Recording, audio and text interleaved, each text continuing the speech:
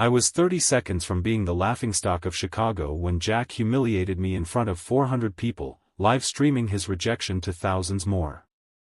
He called me worthless, pathetic, someone he was embarrassed to be seen with. The cameras captured every tear, every gasp, every moment of my complete destruction. Then the doors exploded open and he walked in, 6 feet 2 inches of pure danger wrapped in an expensive suit, and I watched grown men literally back away in fear. He strode straight to me, took my face in his hands, and declared he would marry me instead. When I whispered, "Why would you do this?" his response made my blood run cold. "I've been obsessed with you for 8 months, Natalie. Now that I have you, you're mine forever." I didn't know if this stranger had rescued me or trapped me in something infinitely more dangerous. What unfolded in the next 48 hours shattered everything I thought I knew about myself and love. The grand ballroom at the Drake Hotel sparkled with crystal and gold. 400 guests filled the seats, designer clothes and judgment in equal measure.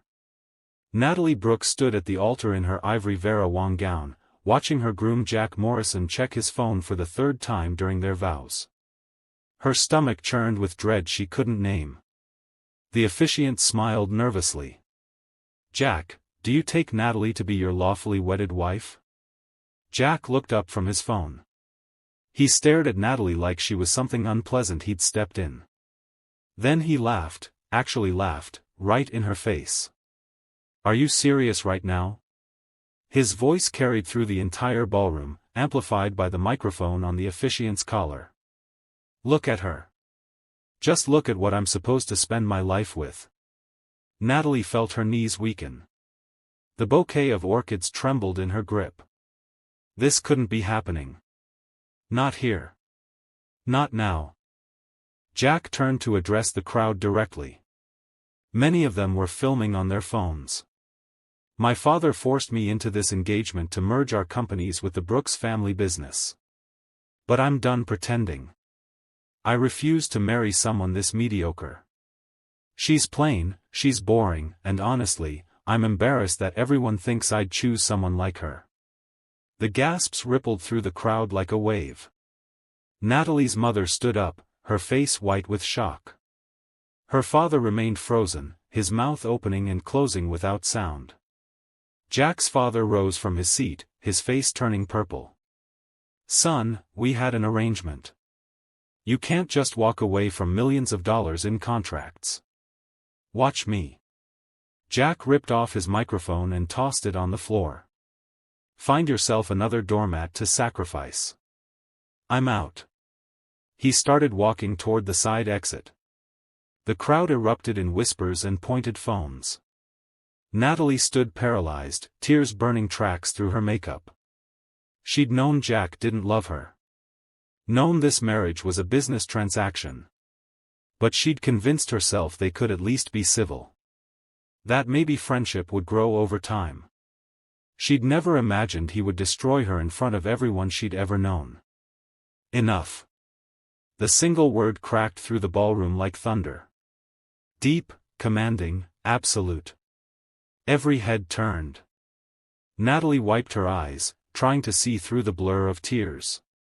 A man stood in the main doorway, backlit by the hallway lights. As he stepped forward, the crowd parted instinctively. Natalie heard someone whisper, "Oh God," like a prayer. He was stunning in a way that made her forget to breathe. Tall and broad-shouldered with the kind of presence that consumed all the oxygen in a room. He looked Korean, with sharp features and eyes so pale blue they seemed to glow. His dark hair was perfectly styled. His suit probably cost more than her car, more than her wedding dress, more than most people made in a year. But it was the way he moved that made people step back. Like a predator. Like violence barely contained. Like death in an Armani suit. He walked straight down the aisle, his eyes locked on Natalie. She felt electricity shoot down her spine as those ice-blue eyes pinned her in place. Nobody made a sound. The silence was so complete she could hear her own heart hammering. Several men in the crowd had gone pale. One businessman near the front actually pulled his wife closer, protective instinct kicking in. The stranger stopped directly in front of Natalie. Up close, he was even more overwhelming. He had to be 6 feet 2 inches at least, built like someone who could kill with his bare hands and had a faint scar cut through his left eyebrow. His jaw was sharp enough to cut glass. "My name is Romano Kang," he said, his voice accented and smooth as aged whiskey. "And I'm going to marry you." The ballroom exploded with shocked voices. Jack spun around, confusion and anger warring on his face. "Who the hell do you think you are?" Romano didn't even glance at him. He kept his eyes on Natalie, and in them she saw heat, possession, hunger. "Someone who sees what you're worth." Natalie's mind spun. This had to be some kind of hallucination brought on by stress. Men who looked like fallen angels didn't appear out of nowhere to claim humiliated brides. "You can't just barge in here and steal someone else's fiancée," Jack sputtered, trying to sound authoritative. It came out whiny instead. Now Romano looked at him. The temperature dropped 10 degrees. "You made it clear she's not your fiancée. You walked away. I'm simply claiming what you were too stupid to keep." An older man in the third row stood up quickly, his face white as paper. "Mr. Kang, sir, we had no idea you'd be here. This is an unexpected honor."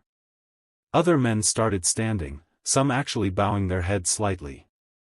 Natalie noticed Jack's father grab his son's arm hard enough to leave marks, yanking him backward.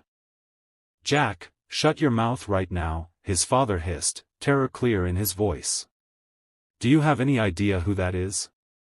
"I don't care who he thinks he is," Jack started to say, but his father cut him off. "He's Romano Kang. He owns half of Chicago's real estate and the other half is too afraid to admit he controls them too. Be quiet." Romano turned back to Natalie. He reached out slowly, giving her time to pull away. When she didn't, he cupped her face with one large hand and used his thumb to wipe away her tears. The gesture was so gentle it made her chest ache. "I know this seems impossible. I know you're hurt and confused." His accent made every word sound like a promise. "But I swear to you on everything I own, if you let me, I will spend the rest of my life showing you what you deserve." Natalie's voice came out barely audible. "Why me? You don't even know me." A small smile touched his lips, transforming his face from terrifying to devastatingly handsome.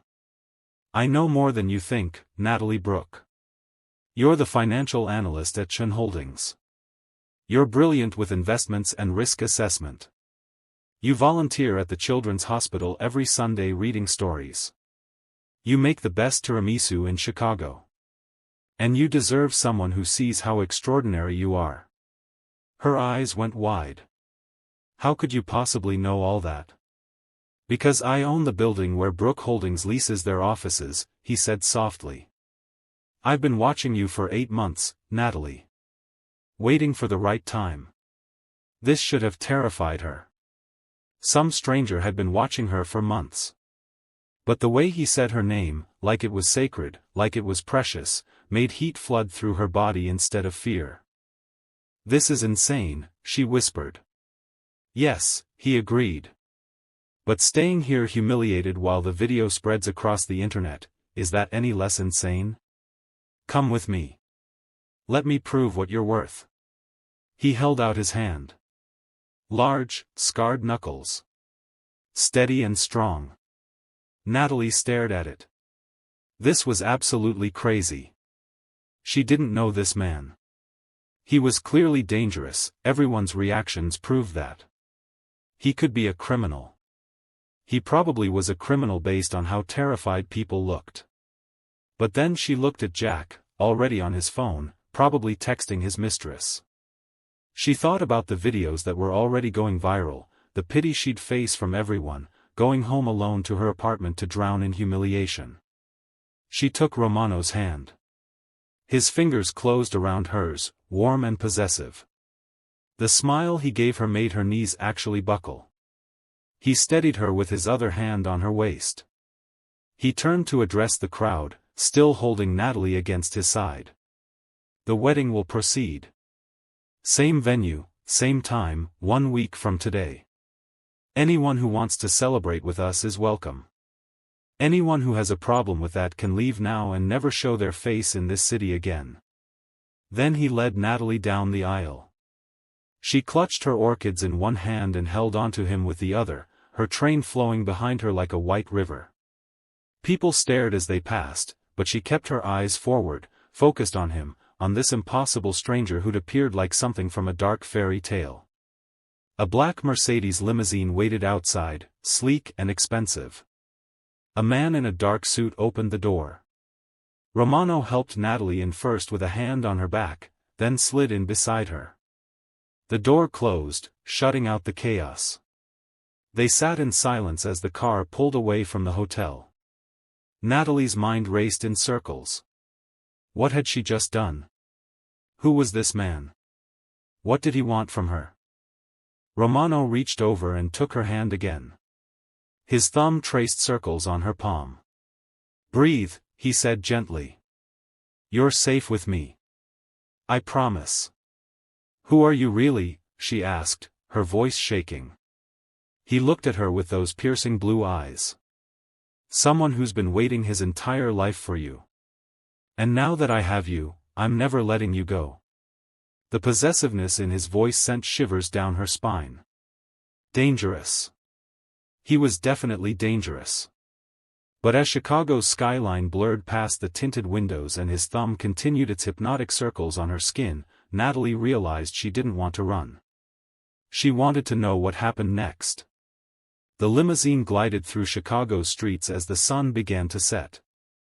Natalie watched the city lights flicker to life, painting the buildings in gold and amber. Her wedding dress felt tight, constricting, making it hard to breathe. Or maybe that was just panic. Where are we going? She asked. Romano sat completely relaxed beside her, like kidnapping brides was just another Tuesday. Somewhere private. Somewhere we can talk without 400 people recording every word. You crashed my wedding. Your failed wedding, he corrected gently. There's a difference. Natalie pulled her hand away, suddenly needing space. This is insane. I don't know anything about you. You could be anyone. You could be a murderer.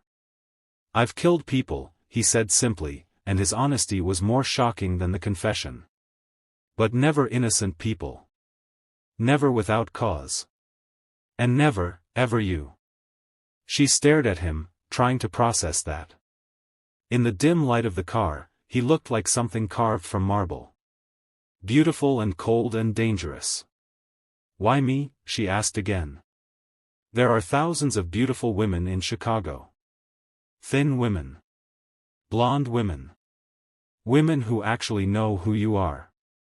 Romano's expression softened. He reached up and tucked a strand of hair behind her ear, his fingers lingering on her cheek. 8 months ago, I came to inspect the Brook Holdings building. I wanted to see how my tenants operated. I saw you in the lobby, helping an elderly security guard carry packages to his car. You were late for a meeting, I checked later. But you didn't care. You made sure he got to his car safely. Natalie remembered that day. Mr. Patterson had been struggling with his groceries. It was just being decent. No, that's being rare, Romano said. Later that week, I watched your colleague take credit for your entire presentation on the Tokyo expansion. You knew he did it. Everyone knew. But you said nothing because you didn't want to cause conflict. You just kept working, kept being brilliant quietly. Heat crept up Natalie's neck. You were spying on me. I was studying you. He corrected. I started finding excuses to be in that building. Just to catch glimpses of you. The way you tap your pen when you're thinking. How you bring coffee to everyone on your floor every Monday. That smile you give even when people treat you poorly. His voice dropped lower, more intimate. And yes, I noticed how beautiful you are. Your curves, your eyes, the way you bite your lip when you're concentrating. You captivated me completely. Nobody had ever talked to her like this. Natalie felt tears threatening again, but different tears now. Why didn't you just ask me out like a normal person? Romano's laugh was dark. Because I'm not normal. When I saw the announcement of your engagement to Jack Morrison, I did my research. I knew his type immediately. Spoiled, cruel, entitled. Would never appreciate what he had. I hoped I was wrong. He shook his head. I bought a last-minute invitation to the wedding. Told myself I'd just make sure you were happy, that I could let you go. But when I saw him humiliate you, something inside me snapped. I couldn't stay silent. Couldn't let him destroy you like that. The car turned onto Lakeshore Drive, heading north. The lake stretched out beside them, dark and endless. What do you do exactly? Natalie asked. Everyone at the wedding looked terrified of you. Romano was quiet for a moment. I run several businesses. Some are legitimate, real estate, construction, import-export. Others operate in the shadows. I deal with problems that can't be solved through legal channels. I protect people who can't go to the police. So you're a criminal. I'm a businessman who operates outside traditional boundaries, he said carefully. But I have rules. I don't hurt innocent people. I don't partake in human suffering. And I always keep my word. The mansion appeared like something from a dream. A modern masterpiece of glass and steel right on the lake, lit from within with warm golden light. The grounds were immaculate, surrounded by high walls and security gates. The driver opened Natalie's door. Romano came around and offered his hand again. This time she took it without hesitation, drawn by something she couldn't name. Inside, the mansion was breathtaking. Floor-to-ceiling windows showed the lake stretching to infinity. Modern art hung on white walls. Everything was expensive and tasteful and somehow still welcoming. A woman in her 50s appeared, wearing a simple black dress. Mr. Kang, welcome home. Shall I prepare the guest wing? No, Mrs. Cho. Natalie will take the master suite. I'll use the room on the 3rd floor. Natalie's eyes widened. Wait, I'm staying here. Dimitri turned to her. Unless you want to go home, where reporters are probably already camped outside your building. The video from today has 2 million views. Your address isn't hard to find. Her stomach dropped. She hadn't thought about that. My things are all at my apartment. Give Mrs. Cho your sizes. She'll have everything you need delivered by morning. He gestured toward the back of the house. Would you like to see the lake? It's private. Nobody can see us. Natalie knew she should call a cab, go home, deal with this like an adult. But something about Romano pulled at her like gravity. Maybe it was how he looked at her like she was the center of the universe. Maybe it was the way her skin tingled every time he touched her. Okay, she whispered. They walked through the house and out onto a stone terrace. Steps led down to a private beach where the lake lapped against the shore. The moon was rising, painting everything silver and shadows. Romano removed his jacket and tie, draping them over a chair. He rolled up his sleeves, revealing strong forearms marked with scars and what looked like tattoos. Then he stepped onto the sand. Natalie laughed despite everything. You're going to ruin your shoes. I have several pairs of shoes. I only have one chance at this moment with you. Her heart fluttered dangerously. She reached down and pulled off her heels, then gathered her dress so she could walk. The sand was cool between her toes. She joined him at the water's edge. I meant what I said in the car, Romano said quietly, staring out at the lake. I will protect you. From Jack, from anyone who tries to hurt you. From the whole world if I have to. Why? Natalie asked. What do you really want from me? He turned to face her fully. The moonlight painted his features in stark relief, beautiful and dangerous. Everything. Your time, your thoughts, your attention. I want to know what makes you laugh and what keeps you up at night. I want to argue with you about movies and politics. I want to watch you succeed and celebrate every victory. He stepped closer, close enough that she could feel the heat radiating from his body. And yes, I want to touch you. Kiss you. Make you feel things you've never felt before. Natalie's whole body went hot despite the cool breeze off the lake. That's very forward. I don't believe in games, he said. Not with something this important. His hand came up to cup her face, thumb brushing her lower lip. Tell me to stop and I will. Tell me you want to leave and I'll call you a car. But if you stay, understand that I don't do casual.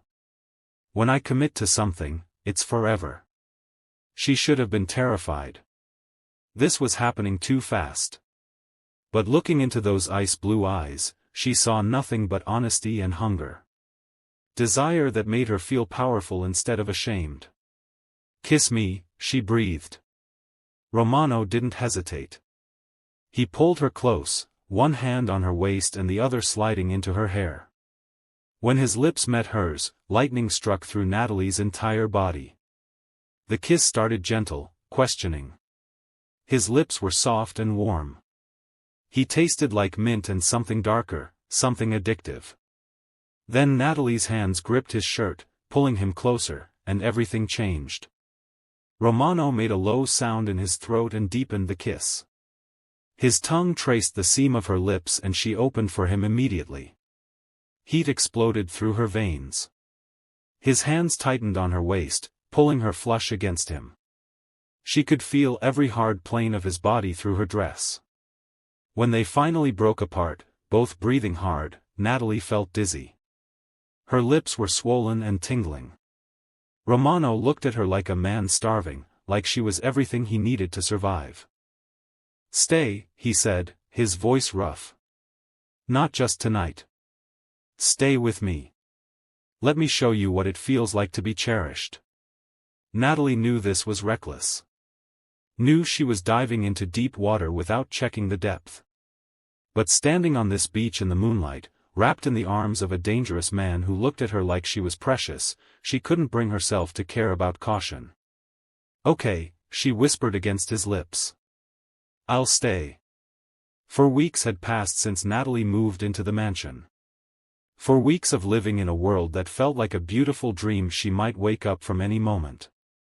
Every morning started the same way. She'd wake up in the huge master bedroom with its view of the lake, and Romano would already be there with breakfast on a tray. You don't have to do this every day, Natalie said one Thursday morning, propping herself up against the silk pillows. You probably have meetings or people to intimidate or whatever you do. Romano set the tray across her lap. Perfect eggs Benedict, fresh berries, coffee made exactly how she liked it. Nothing is more important than this. He sat on the edge of the bed, watching her eat with that intense focus that still made her self-conscious.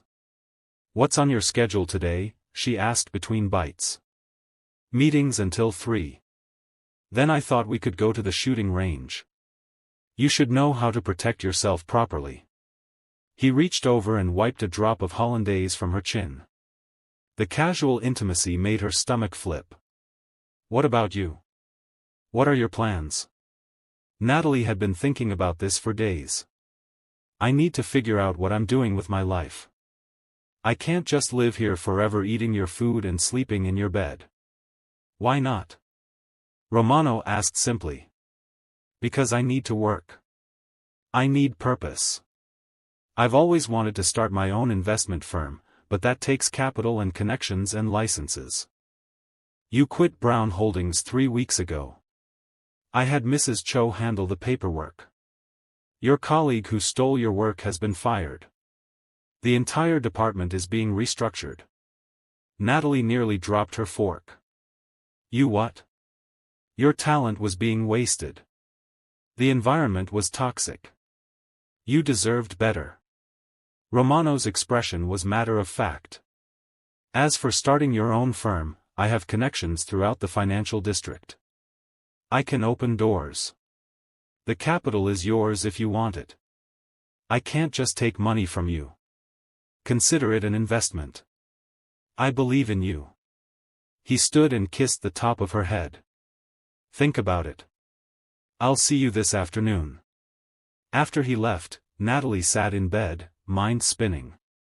This was her life now. Living with a man who casually offered to fund her dreams and made her breakfast every morning. A man who was slowly stealing her heart piece by piece. That afternoon at the private shooting range in the mansion's basement, Romano taught her how to handle a gun. His body pressed against her back as he adjusted her grip. Exhale as you squeeze the trigger, he instructed. Don't pull. Squeeze. Natalie followed his direction. The shot hit the target center mass.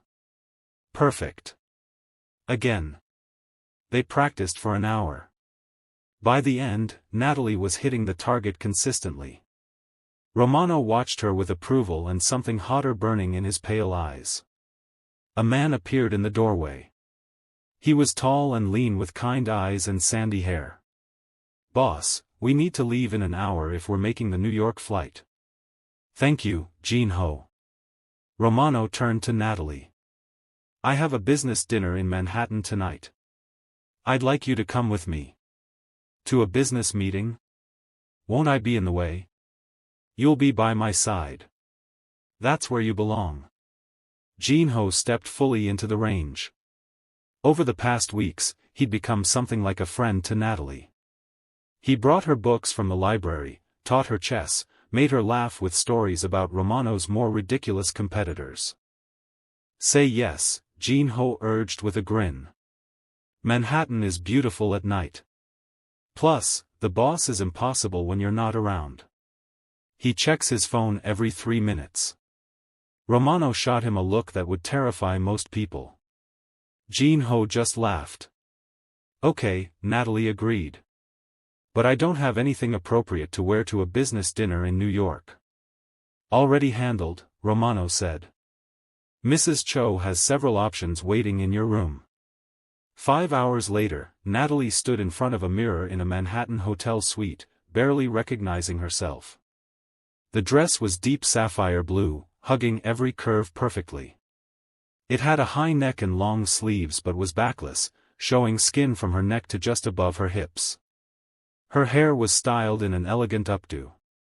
The makeup artist Romano hired had made her eyes look huge and mysterious. You look like royalty, Dmitri said from the doorway. He wore a black suit that fit him like armor, his hair styled back from his face. I look expensive, Natalie corrected, turning to face him. This dress probably costs more than I made in a month at my old job. He crossed the room in 3 strides and pulled her against him. You look priceless. There's a difference. The dinner was at an exclusive restaurant in Midtown, all dark wood and crystal chandeliers. The room was full of powerful people, politicians and businessmen and women dripping with diamonds. Everyone seemed to know Romano. They nodded with respect as he passed, Natalie's hand tucked securely in his. At their table, Romano introduced her to various associates. Natalie smiled and made conversation, trying to remember names. Jin-ho sat on her other side, keeping up a quiet running commentary that made her less nervous. Then a man approached their table. He was younger, with slicked back hair and cold eyes. Something about him made Natalie's skin crawl. Kang, the man said smoothly. I heard you acquired something interesting recently. Wanted to see for myself. Romano's entire demeanor changed. His hand tightened on Natalie's, almost painful. Park Jae-sung. I didn't realize you were invited to this dinner. I go where business takes me. Jae-sung's eyes slid over Natalie like oil. So this is the rejected bride everyone's been talking about. I saw the video. 20 million views now. Quite the spectacle. Natalie felt her face heat with shame. Romano started to stand, but Jae-sung kept talking. I have to wonder what you see in her though. She's rather ordinary, isn't she? Not exactly the type a man of your caliber usually keeps around. Jae-sung smirked. Then again, maybe you just felt sorry for her. Charity case and all that. The words hit Natalie like physical blows. All her insecurities came rushing back. Maybe Jae-sung was right. Maybe Romano was just being kind. Maybe this whole thing was pity. Romano moved so fast Natalie barely saw it. 1 second he was sitting, the next he had Jae-sung by the throat, slamming him against the nearest wall. The entire restaurant went silent. Let me make something very clear, Romano said, his voice deadly calm despite the violence. Natalie is mine. She is perfect exactly as she is. And if you or anyone else ever disrespects her again, I will end you. Not threaten you. Not hurt you. End you completely. Do you understand? Jae-sung's face had gone purple. He managed a tiny nod. Romano released him and the man collapsed to the floor, gasping. Romano turned back to the table, adjusting his suit jacket calmly. We're leaving. Jin-ho, handle the rest of the meeting. He took Natalie's hand and led her out of the restaurant. Nobody tried to stop them. In the elevator back to their suite, Natalie was shaking. Not from fear. From something else entirely. The way Romano had defended her, the raw violence barely contained beneath his polished exterior, awakened something primal inside her. The elevator doors opened.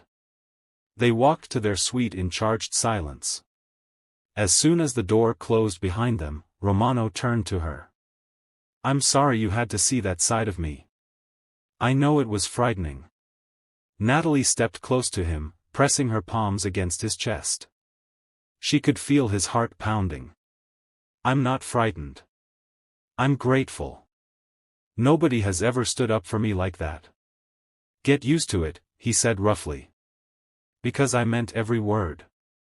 You're mine, Natalie. And I protect what's mine. She looked up at him through her lashes. Then stop talking and show me. Something snapped in Romano's control. He cupped her face and kissed her hard, all the gentleness from their beach kiss replaced with raw hunger. Natalie kissed him back just as fiercely, her hands fisting in his shirt. They stumbled toward the bedroom, mouths never separating. Romano found the hidden zipper of her dress and pulled it down slowly. The sapphire fabric pooled at her feet. He stepped back to look at her, standing there in just lace underwear. Perfect, he breathed. Absolutely perfect. Natalie had spent her whole life hating her body. Too much everywhere. Too curvy. Too soft. But the way Romano looked at her, with worship and hunger, made her feel like a goddess. She reached for his shirt buttons, fumbling in her eagerness. He helped her, shrugging out of the shirt to reveal a body that made her mouth go dry. Lean muscle, smooth skin, scars that told stories she wanted to know. When they fell onto the bed together, skin against skin, Natalie felt like she was burning from the inside out. Romano kissed every inch of her. Her neck, her collarbone, the curve of her stomach. His hands traced her hips, her thighs, learning every dip and swell. You're trembling, he murmured against her skin. I've never felt like this before, she admitted. Like I might shatter.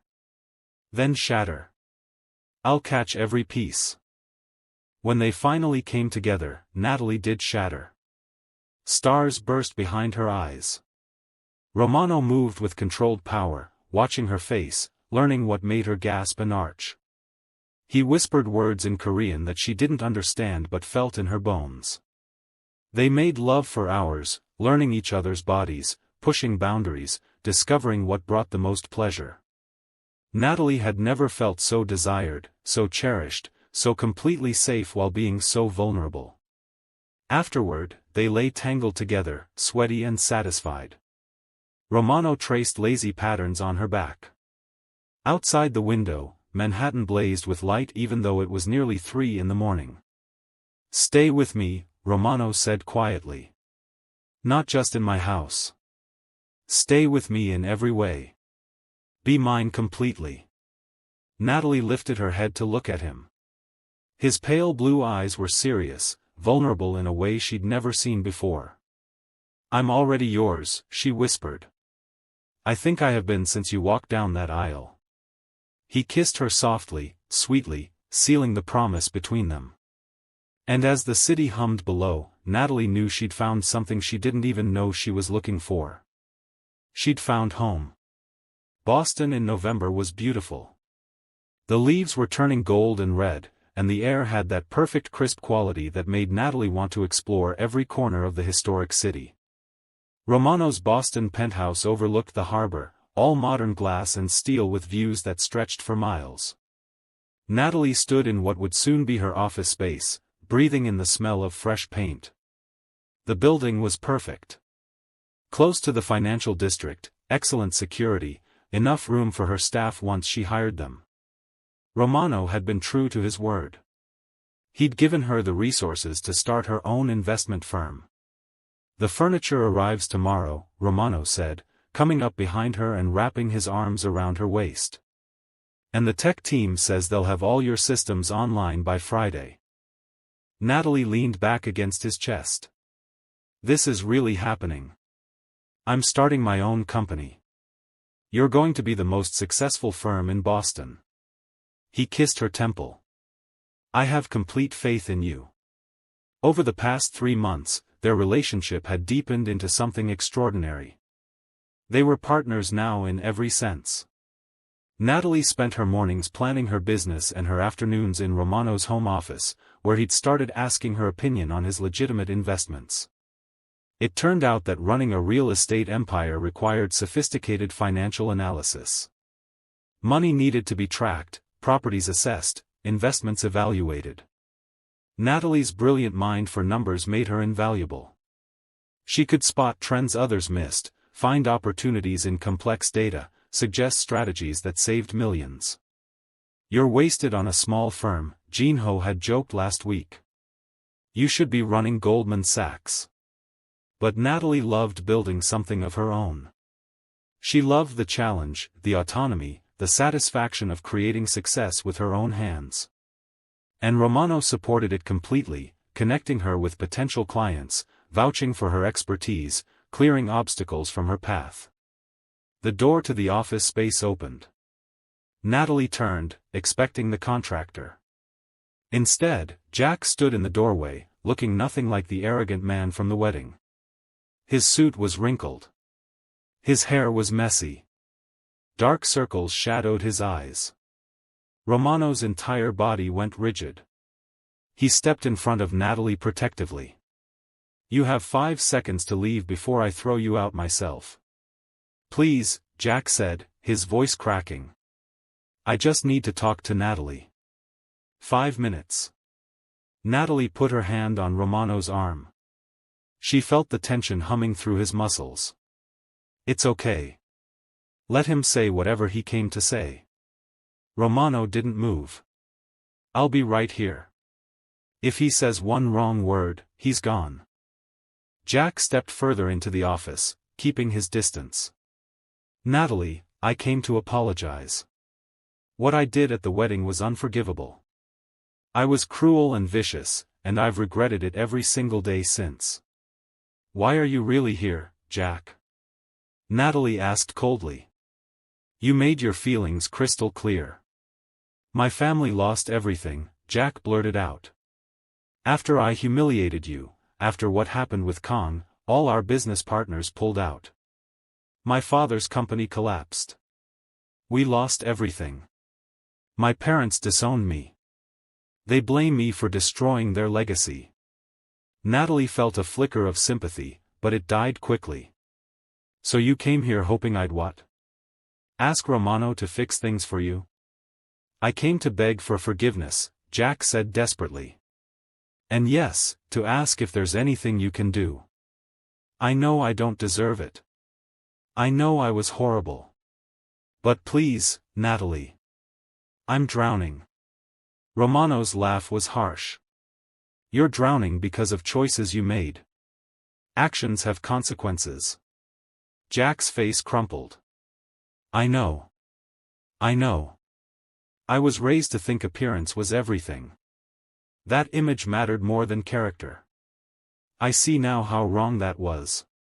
He looked at Natalie with tears in his eyes. You deserved so much better than how I treated you. I'm truly sorry. Natalie studied him for a long moment. Part of her, the part that had been humiliated in front of hundreds of people, wanted him to suffer more. But another part, the part that Romano loved, couldn't find satisfaction in someone else's pain. I accept your apology, she said quietly. But I won't help you. Not because I'm cruel, but because you need to learn this lesson. You need to understand that how you treat people matters.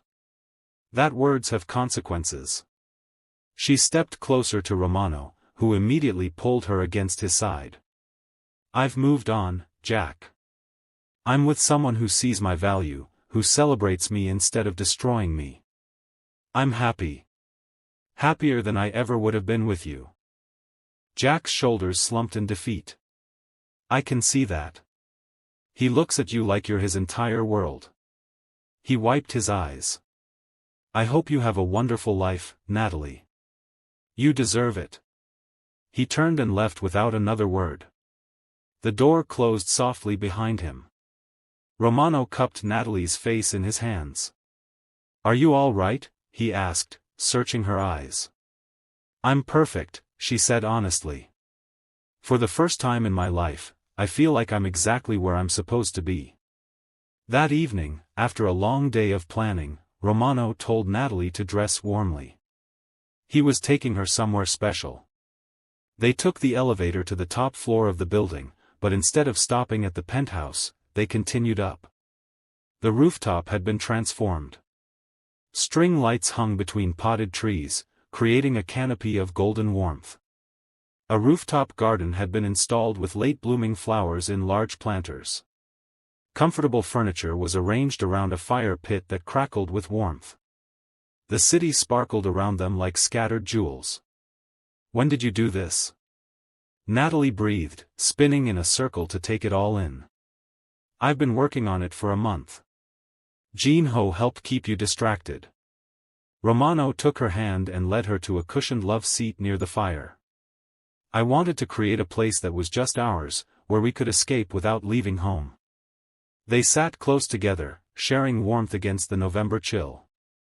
The city hummed below them, but up here, they existed in their own private universe. Can I tell you something? Romano asked quietly. Something I've never told anyone. Always, Natalie said, squeezing his hand. He was silent for a long moment, staring out at the Boston skyline. I grew up in Busan, very poor. My father was killed when I was 9, a hit and run. Left my mother with 4 children and no money. She worked herself to exhaustion, but it was never enough. Natalie squeezed his hand tighter, her heart aching for the boy he'd been. When I was 15, she got very sick. Pneumonia that turned into something worse. We couldn't afford proper treatment. His voice was rough with old pain. I watched her die slowly over 3 months. The whole time I was helpless, useless. After she passed, I promised myself I would never be powerless again. Never be poor again. Never watch someone I love suffer. That's why you help people who can't go to the police, Natalie realized. Because you understand what it's like to have nowhere else to turn. Yes. But I also learned to keep everyone at arm's length. Emotions were weakness. Love was a liability. I had women, but never anyone who mattered. I built walls so high that nothing could penetrate them. He turned to face her fully, his pale blue eyes intense. Until you. That day in the lobby when you helped the security guard. You broke something open inside me. I started watching you, learning you, trying to understand how you stayed kind in a world that was often cruel. You'd been hurt, I could see it in your eyes. But you hadn't let it make you bitter. His thumb traced circles on her palm. I fell in love with you long before that wedding. When I saw Marcus humiliate you, I couldn't stay silent anymore. I had to have you. Had to show you what you deserve. Tears streamed down Natalie's face. I love you too. I think I started falling the moment you walked down that aisle. You looked at me like I was precious, like I was worth saving. Nobody had ever looked at me like that before.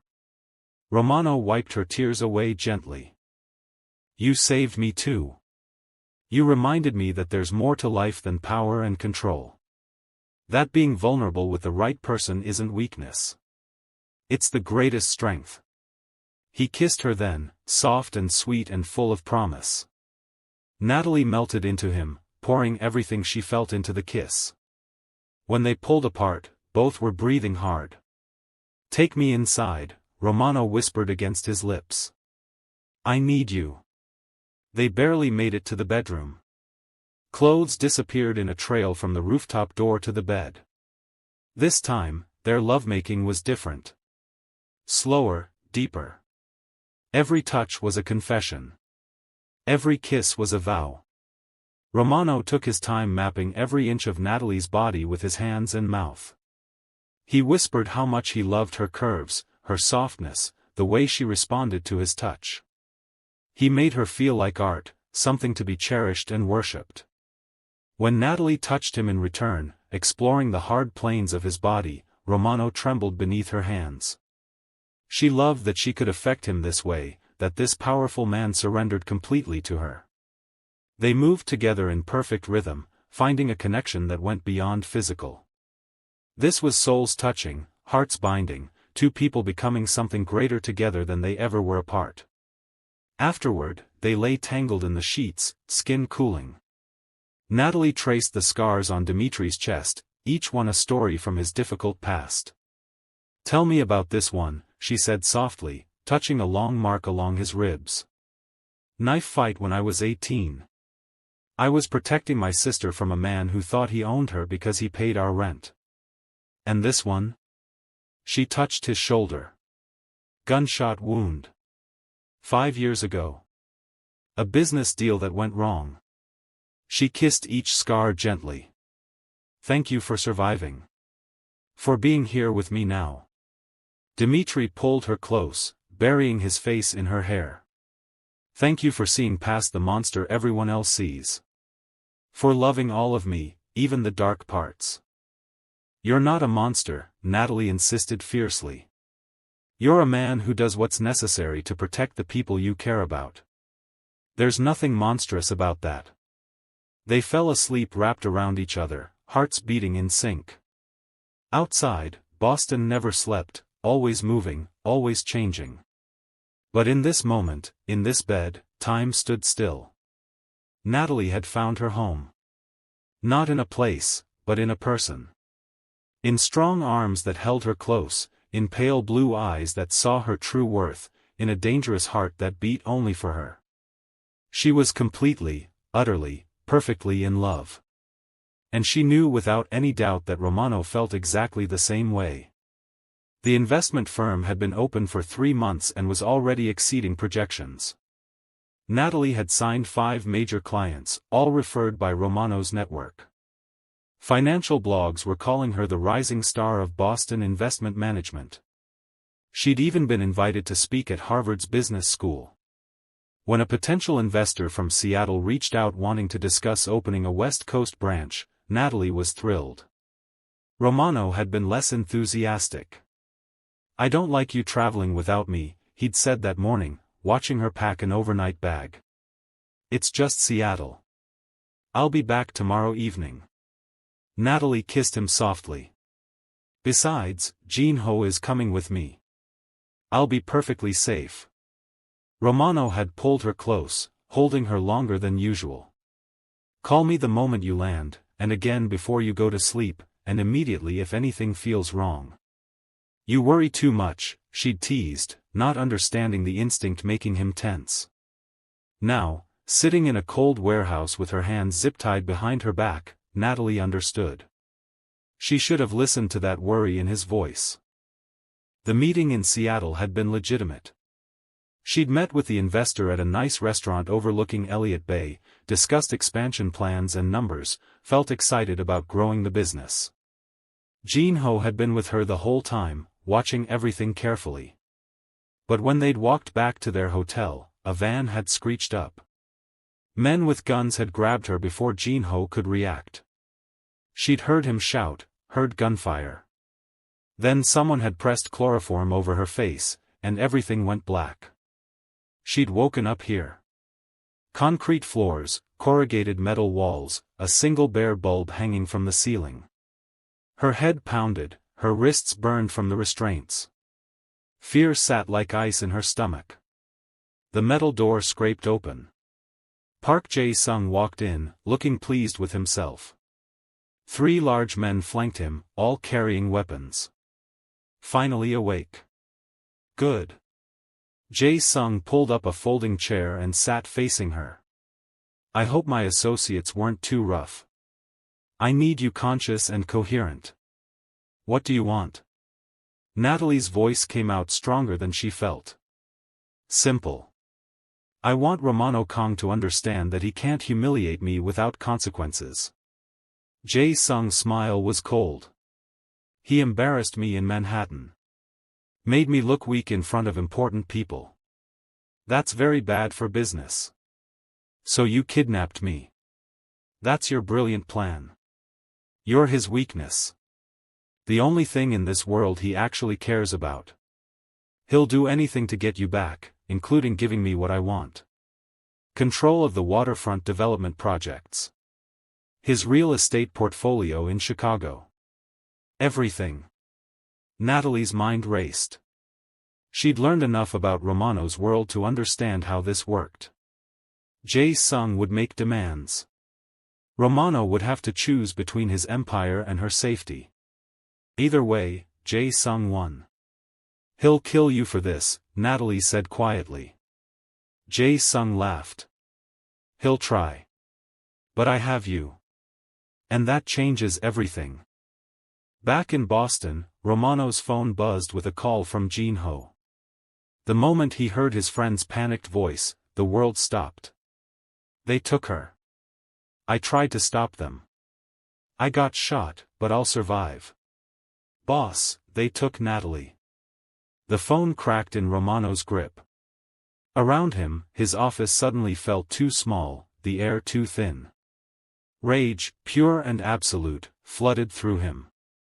Not the controlled anger he used in business. This was something primal, something murderous. Everyone. Now, he spoke into his backup phone, his voice deadly calm. Within an hour, 30 of his most trusted people filled his penthouse. Romano stood before them, and they all took an unconscious step back. They'd seen him angry before. This was different. This was a man who would burn the entire world to find her. Park Jae-sung took Natalie. Find him. I want every resource we have dedicated to this. Hack his systems, track his people, tear apart every property he owns. I want her location within 4 hours. His tech specialist, a young woman named Hannah, worked her laptop frantically. Boss, I'm picking up chatter on Park's encrypted channels. They're in Seattle, somewhere near the industrial district south of the city. Narrow it down. Now. 3 hours later, they had an address. An abandoned fish processing warehouse that Reed's company owned through shell corporations. Romano gathered his team, checked his weapons, and became someone else entirely. Not the man who brought Natalie breakfast in bed. Not the gentle lover who whispered sweet words. This was the monster that people whispered about in fear, the one that had clawed his way out of Busan's gutters by being more ruthless than anyone else. The assault on the warehouse was quick and brutal. Romano moved through Park's guards like death incarnate. He felt nothing when they fell. No mercy, no hesitation. They'd taken his heart, and he would paint the walls with anyone who stood between them. Jin-ho, despite his shoulder wound, fought beside him. Together they cleared room after room. Romano's expensive suit was ruined with blood. None of it his. His pale eyes were empty of everything except purpose. Then he found her. Natalie sat zip-tied to a chair in a back room, a bruise forming on her cheek and a cut on her lip. The moment Romano saw the marks, something inside him shattered and reformed harder, colder. Carson stood beside her, gun pointed at her head. "One step closer and she dies," Jae-sung threatened, his hand shaking slightly. Romano stopped. For 3 heartbeats, he assessed the situation with cold calculation. Then he smiled, and it was the most terrifying thing anyone in that room had ever seen. "You were dead the moment you touched her. You just didn't know it yet." Everything happened in seconds. Romano moved with speed that shouldn't have been human. He drew his gun and fired, hitting Jae-sung's wrist. The man screamed, dropping his weapon. Before it hit the ground, Romano was on him. What followed was brutal. Romano beat Jae-sung with his bare hands, each strike fueled by hours of fear and rage. When Jae-sung fell, Romano pulled him up and did it again. And again. He didn't stop until Park Jae-sung stopped breathing entirely. Only then did Romano turn to Natalie. His hands, covered in blood, shook as he cut her restraints with a knife. "Did he hurt you? Tell me everywhere he hurt you." His voice broke on the words. "I'm okay. I'm okay." Natalie threw her arms around him, not caring about the blood, not caring about anything except that he was here. "You came for me. Always. I will always come for you." His voice cracked. "I thought I'd lost you." They flew back to Boston that night in Romano's private jet, going straight to a safe house outside the city that nobody knew about. The house was modern and isolated, perched on a hillside overlooking miles of forest. Natalie showered, washing away the terror of the day. When she came out wrapped in a soft robe, she found Romano standing by the window. He'd cleaned up too, but his hands still shook slightly. She saw the cracks in his armor, the fear he'd been holding back. "Hey," she said softly, crossing to him. "I'm here. I'm safe. I killed him." Dimitri's voice was hollow. "I beat him to death with my bare hands while you watched. You saw the monster, Natalie. You saw what I really am." Natalie took his face in her hands, forcing him to look at her. "I saw a man protecting the woman he loves. I saw someone who would tear down heaven and hell to keep me safe. There's nothing monstrous about that. I enjoyed it," he confessed, his voice breaking. "Hurting him. Ending him. For a moment, I wanted him to suffer even more. He kidnapped me. He threatened to kill me." Natalie pressed her forehead to his. "You had every right to feel that way. I love you, Dimitri. All of you. The gentleman who brings me breakfast. The warrior who destroys anyone who threatens me. Every single part." A sob tore from his throat. This dangerous man who never showed weakness broke down in her arms. Natalie held him while he shook, while months of keeping everything controlled finally cracked open. When he finally lifted his head, his eyes were red but clear. "I'm done with all of it. The shadows, the violence, the life that put you in danger." His hands cupped her face. "I'm walking away from everything questionable. I have enough legitimate businesses to support us forever. I want a clean life with you. Marriage, maybe children someday. Normal things. Are you sure? That world is all you've known. You're all I need to know." He kissed her deeply, pouring everything he felt into it. "Marry me, Natalie. Be my wife. Let me spend the rest of my life keeping you safe and happy." "Yes," she breathed. "Yes to everything." They moved to the bedroom, need replacing fear.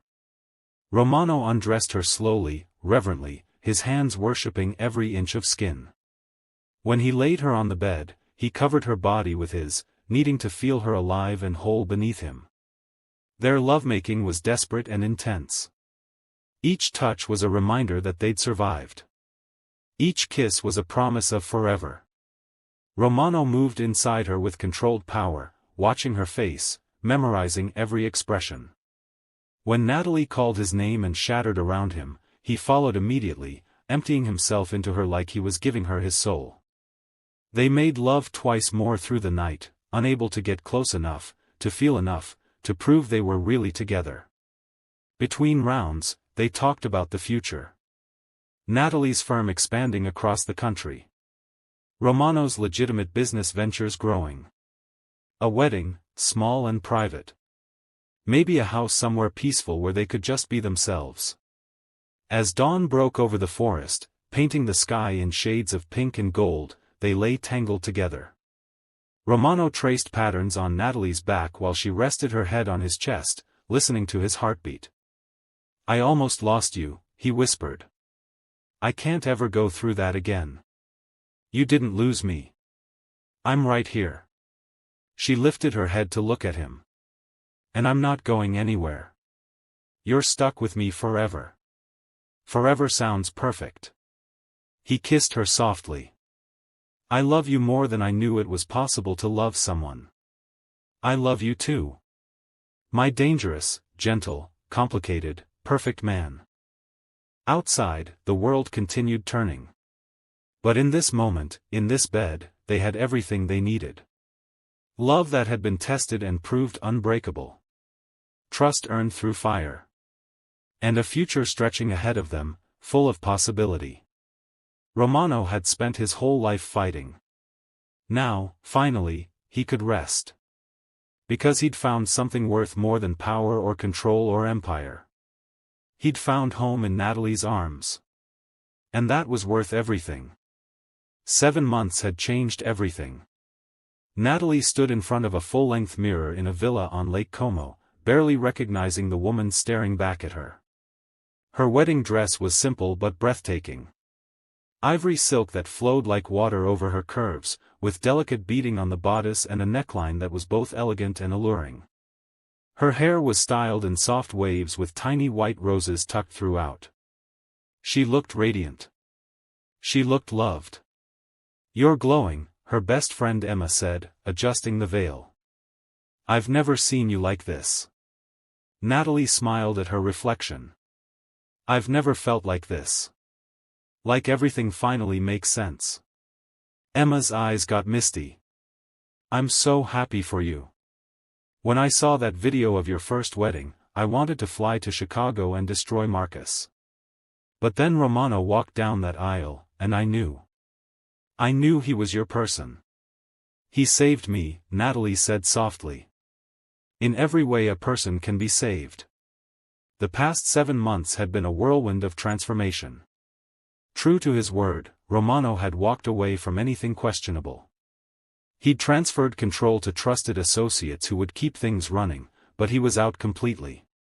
Now he focused on his legitimate empire, real estate, technology investments, import-export companies. Everything legal, everything clean. Natalie's investment firm had exploded beyond her wildest dreams. The Boston office was so successful that she'd opened 3 more locations, one in Seattle, another in Chicago, one in Manhattan. She employed 40 people now. Business magazines wrote feature articles about her. She was living a dream she'd barely let herself imagine. But the best part was coming home every night to Romano. To a man who looked at her like she was his entire world, who supported every dream, celebrated every success, and held her through every moment of doubt.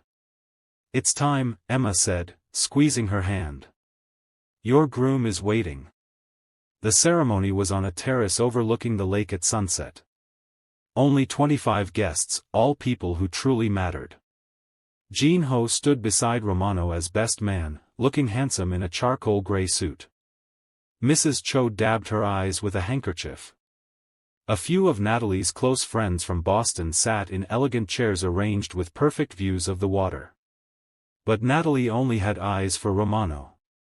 He stood at the end of a path marked by lanterns and flowers, the lake behind him turning gold and rose in the setting sun. He wore a perfectly tailored navy suit with a crisp white shirt, no tie. Elegant but relaxed.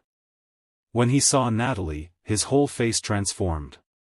Love and wonder and joy all mixed together. His pale blue eyes actually glistened with tears. Natalie walked toward him alone. No one gave her away because she wasn't property to be transferred. She came to him as an equal, as a partner, as a woman choosing her own future. When she reached him, Romano took both her hands. His eyes were glassy with unshed tears. "You're so beautiful," he whispered in his accented voice. "So are you," she whispered back. The officiant, a kind older man with silver hair, smiled at them both. "We're gathered here in this beautiful place to witness the marriage of Natalie and Romano. This is a love story that started with courage, with someone seeing value where others saw nothing, with two hearts finding each other against impossible odds." He nodded to Romano. "Your vows." Romano cleared his throat, his hands shaking slightly as he held Natalie's. 7 months ago, I walked into a wedding and did the craziest thing I'd ever done. I claimed a woman I barely knew as mine. Everyone thought I was insane. Maybe I was. Tears already rolled down Natalie's cheeks. Romano gently wiped them away with his thumb. "But from the first moment I saw you, Natalie, I knew. I knew you were what I'd been searching for my whole life without knowing it." His voice broke. "You taught me that love isn't weakness. That being vulnerable with the right person is the bravest thing you can do. You saw past the monster everyone feared and found the man underneath. The man who just wanted to be worthy of someone like you. I promise to spend every single day for the rest of my life proving that you're the most precious thing in my world. I promise to support your dreams, celebrate your victories, and hold you through every challenge. I promise to love every part of you exactly as you are, for as long as I live." Natalie was fully crying now, happy tears that she didn't bother wiping away. The officiant nodded to her. "Your turn." "Romano," Natalie began, her voice thick with emotion. "When Jack left me at that altar, I thought my life was over. I thought I'd never be enough. Never be worthy. Then you appeared like something from a dream and showed me I was wrong about everything." She squeezed his hands. "You taught me that real love doesn't see flaws. It sees a whole person and chooses them completely. You made me believe in myself when I'd stopped believing. You gave me courage to chase dreams I'd given up on.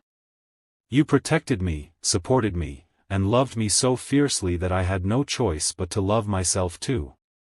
Romano's tears matched hers now. Two people completely undone by love. "I promise to be your partner in everything. To stand beside you in success and struggle. To remind you that walking away from darkness takes more strength than staying in it.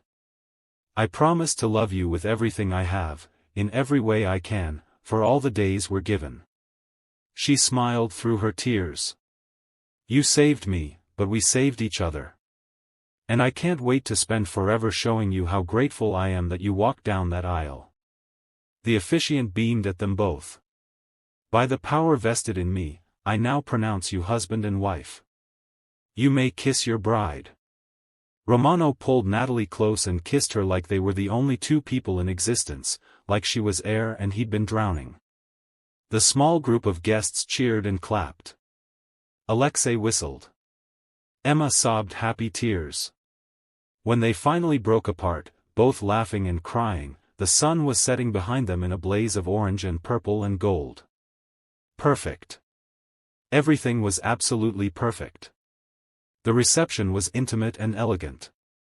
A long table set up on the terrace with string lights overhead and candles everywhere. Italian, Korean cuisine, fine wine, a wedding cake that a renowned pastry chef had created just for them. Soft music played from speakers hidden among the flowers. Romano never let go of Natalie's hand. Even while eating, while talking to guests, while cutting the cake. He needed that constant contact, that proof that she was really his wife now. When it was time for their first dance, he led her to a cleared area of the terrace. The song was slow and romantic. They swayed together, foreheads touching, lost in their own world. "I have something to tell you," Natalie whispered. "Something I found out this morning." Romano pulled back to look at her, concern flickering in his eyes. "What is it?" She took his hand and placed it low on her belly. "We're going to have a baby. I'm about 10 weeks along." For a moment, Romano just stared at her. Then his face crumpled with joy. He dropped to his knees right there on the terrace, pressing his forehead against her stomach. "A baby? We're having a baby?" Natalie ran her fingers through his hair, laughing and crying at the same time. "Are you happy?" He looked up at her, tears streaming down his face. "Happy doesn't even begin to cover it. You've given me everything, Natalie. A reason to be better. A home. A family. I never thought I'd have any of this." He stood and kissed her deeply, not caring that everyone was watching. When they pulled apart, the guests were clapping again. Alexei shouted congratulations. Emma was crying even harder than before. The honeymoon stretched out before them like a dream. They spent 3 weeks at the villa. Days were for swimming in the crystal-clear lake, walking through charming villages, exploring ancient gardens and vineyards. Nights were for making love under the Italian stars, talking about their future, planning for the baby growing inside Natalie. Romano was obsessed with her belly. Even though she wasn't showing yet, he touched it constantly, talked to it, told their baby about how amazing their mother was. "Do you think it's a boy or a girl?" he asked one night as they lay in bed, the window open to let in the warm breeze. "I don't care as long as they're healthy," Natalie said. "Though I hope they get your eyes. I hope they get your heart. Your kindness. Your strength." He kissed her softly. "I hope they know how lucky they are to have you as their mother." On their last night at Lake Como, they sat on the terrace watching the sunset. The sky was painted in shades of lavender, peach, and rose. The lake reflected every color like liquid glass. Romano sat behind Natalie, his arms wrapped around her, his hands resting protectively on her still flat stomach. "Do you ever think about that day?" Natalie asked quietly. "The wedding?" "Every single day," Romano admitted. "Best decision I ever made. Walking down that aisle and claiming you as mine. People thought I was crazy. Maybe I was. But it was the kind of crazy that changes everything for the better." Natalie leaned back against his chest. "Jack actually did me a favor. If he'd married me, I would have spent my whole life wondering what real love felt like. Now I know. It feels like this. Like coming home." "You are my home," Romano whispered against her hair. "You and this baby. You're everything I need." They sat in comfortable silence, watching the sun sink below the hills. The sky darkened to deep purple, then navy. Stars began to appear, thousands of them, more than you could ever see in the city. "Promise me something," Natalie said. "Anything. Promise that we'll always be honest with each other. That we'll fight for this, even when it's hard. That we'll never take each other for granted. I promise. Every day for the rest of our lives." He turned her face so he could kiss her. "You saved me, Natalie. From a life where nothing mattered except power. You showed me that love is the only thing worth fighting for." "We saved each other," she corrected softly. "That's what real love does. It makes both people better." As the stars filled the Italian sky, Romano held his wife and their unborn child, feeling more complete than he ever thought possible. He'd spent years building an empire, accumulating power and wealth and influence. None of it had filled the emptiness inside him. But this woman, with her generous heart and beautiful spirit, had filled every crack and crevice. She'd shown him that being vulnerable wasn't weakness, that choosing love over fear was the bravest thing anyone could do. "I love you," he whispered. "More than words can express."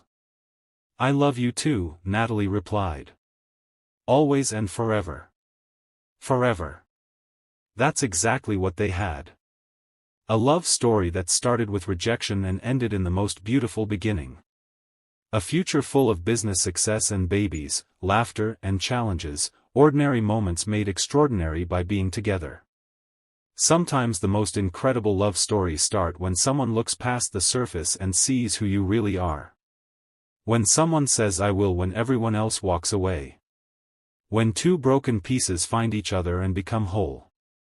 As Romano and Natalie sat wrapped in each other's arms, watching the stars dance above Lake Como, they knew one thing with absolute certainty. They were home. They were loved. And they were exactly where they were meant to be. Thank you so much for joining Natalie and Romano on their incredible journey from heartbreak to happiness. If this love story touched your heart, please subscribe to the channel so you never miss another romantic tale. Drop a comment below telling us where you're watching from and what part of the story made your heart flutter the most. Did you love the moment Romano crashed the wedding? The passionate nights they shared? Or maybe the beautiful ending with their baby on the way? We want to hear your thoughts. Don't forget to hit that like button and share this story with someone who believes in second chances and true love. Your support means everything and helps us bring you more amazing stories. Until next time, remember that your perfect love story might be just around the corner, waiting for someone brave enough to say "I will." See you in the next story.